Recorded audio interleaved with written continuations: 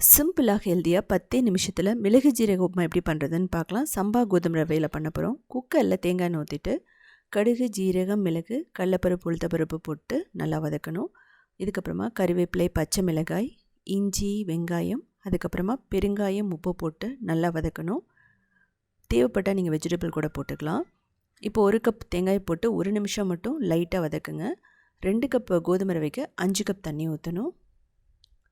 நல்லா கொதித்து வரும்போது நம்ம ரவை 2 கப் போட்டுக்கலாம். இது சம்பா கோதுமை ரவை, தின்னாக இருக்கும்.